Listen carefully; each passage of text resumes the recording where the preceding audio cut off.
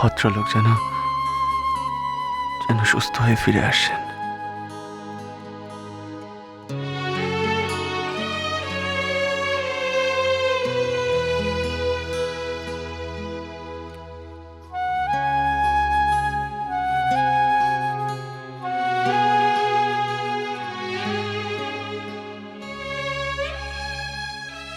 মহুয়া আমার ছেলের বউ, আমার বংশধরের মা।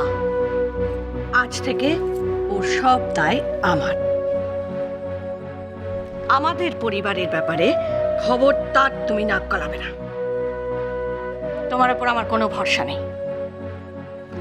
তোমার নিজেরই তালের কোনো ঠিক নেই। যদি থাকতো তাহলে এতদিনে কি আর তোমার কোলে একটা আসতো না? তার উপর আবার বিধবা। তোমার ছোঁয়াও যে এখন কতখানি অপয়া সেটা তোমাকে আমি কতবার বলবো বলো তো?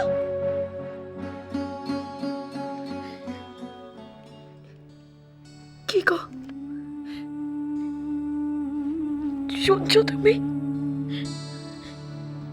তুমি বলো তোমার বউকে এতই অপয়া, হ্যাঁ? যে নিজে বোনের বাচ্চারও ক্ষতি চাইবে। তুমি বলো না গো, আমি তো মোহকে এত ভালোবাসি। আমি আমি কি করে ওর ক্ষতি চাইতে পারি বলো? কি করে? আমি কি এতই অপয়া বলো?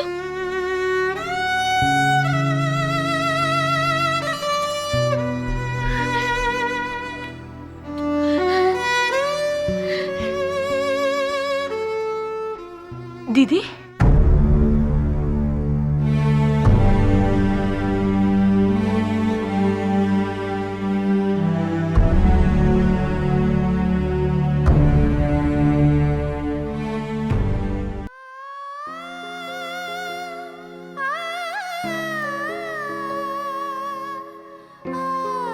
কি রে মহুয়া?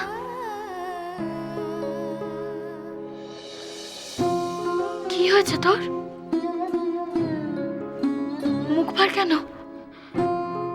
দিদি ভাই, তুই এই কথা বলছিস?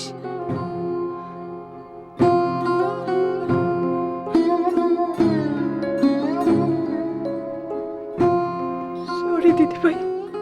সরি? সরি কিসের জন্য রে মহুয়া?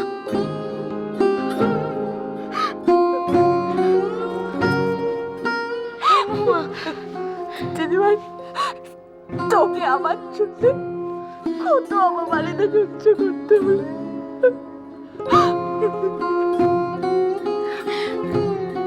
আমি তো ভাবতেই পারিনি যে ওর কোন মা তোর সঙ্গে এরকম রুড বিহেভ করতে। বলেছি না শুধু অর্কর মা নয়, উনি তোরও মা। কিন্তু আমার জন্যই তো তোকে এতগুলো কথা শুনতে হলো, শুধুমাত্র আমার জন্য। মহুয়া, আমাদের মা আমাদের বকাবকি করেন না। দেখ, ওনার কথায় কি যায় আসে বল? আর উনি যা করছেন সবকিছু তো সন্তানের ভালোর জন্যই, ভালোর কথা ভেবেই।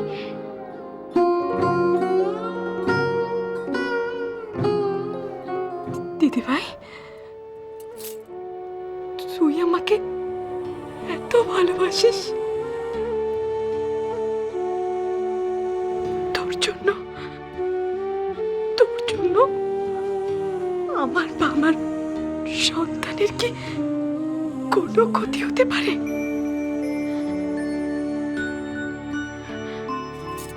আমার কিন্তু প্রতিবাদ করাটাই উচিত ছিল।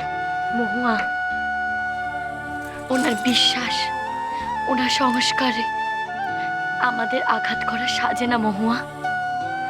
দেখ, উনি ওনার নাতি নাতনির জন্য কনসার্ন হয়ে পড়েছে, আর সেটাই তো স্বাভাবিক। আর একটা কথা তুই কিন্তু ভুলে যাচ্ছিস, এই শরীরটা এখন তোর একার শরীর নয়, তোকে তো আরেকজনের কথা ভাবতে হবে। তুই রাগারাগি করলে, মন খারাপ করলে ও তো ছটফট করবে। আর আর আমি জানি রে বোন, তুই এসব কুসংস্কারে একদম বিশ্বাস করিস না। তুই আমায় খুব ভালোবাসিস, তাহলে আমাদের মধ্যে কেউ কখনো কোনো ভুল বোঝাবুঝি সৃষ্টি করতেই পারবে না, বুঝলি? শুধু কি রে, মুখের হাসিটা কোথায় গেল? দেখ মহুয়া, এক সংসারে থাকতে গেলে অনেক ছোট বড় কথা, অনেক ভুল বোঝাবুঝি হয়, কিন্তু সেই সব কথা ছেলেদেরকে জানাতে নেই। মানে? মানে তুই এসব কথা অর্ককে বলবি না, বুঝলি? দেখ, আমি চাই না তোরা দুজনে এখন এসব ঝামেলার মধ্যে থাক। তোদের দুজনেরই এখন মন দিয়ে পড়াশোনা করা উচিত, শুধু পড়াশোনায় কনসেন্ট্রেট করা উচিত, বুঝলি? যা, আর কান্নাকাটি না করে, মন খারাপ না করে একটু ঘরে গিয়ে বিশ্রাম নে। পাগলি একটা। হয়েছে অনেক দিদির আদর খাওয়া, যা এবার যা।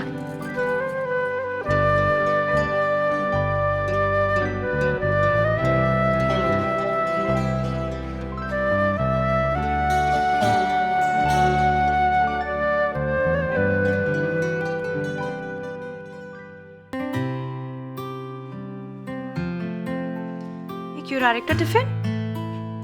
ওই তো এগুলো কি হচ্ছে? নিজের বাড়িতে যাওয়ার প্রস্তুতি হচ্ছে, আইসি। হ্যাঁ দিদা, কাল আসলে রুদ্র ফিরে আসছে, তাই একটু গোছগাছ করে রাখছি। কদিন অরিনের সঙ্গে কাটিয়ে এত ভালো লাগলো না, রিয়েলি। বাড়িতে একটা বাচ্চা থাকলে নাথিং লাইক ইট। তোমরা তো ওকে আদরে বাদর করে দিলে, এখন গিয়ে একা বাড়িতে ওকে সামলানো দেয়। উফ,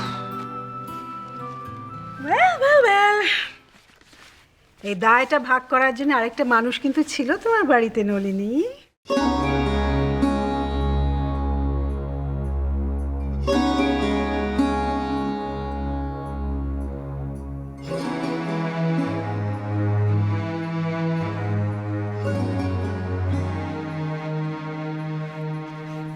দিদান, তুমিও ভাবো কি পিসিমণি আমার জন্য বাড়ি ছেড়ে চলে গেলেন?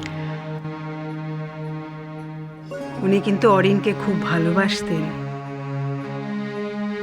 আমি তো সেই ভালোবাসায় কোনো বাধা দিইনি দিদান।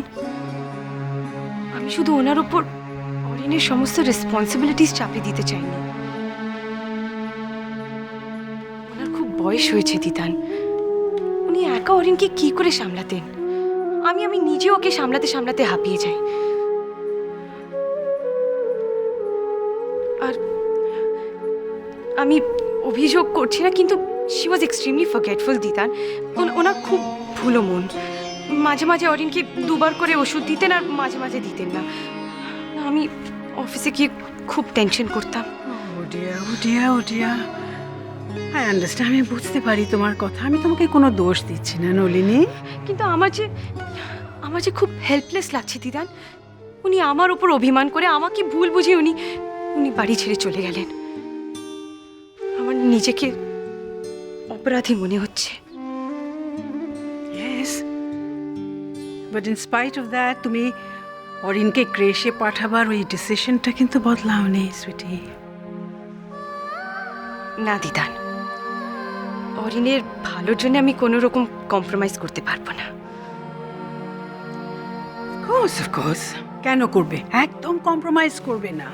নিজের ছেলের জন্য যেটা ভালো সেটাই তুমি করবে। কিন্তু দিদান, কিন্তু মাই ডিয়ার, ওই কিন্তুর খটকাটা থেকে যাবে। এটা তোমার দায় নয়, এর জন্য তোমার পিসিমাও দায়ী নন, জানো তো। এটা জাস্ট কি বলবে, এটা তোমাদের দুজনের জেনারেশনসের চিন্তাধারার একটা difference, that's it. What to do? Such is life.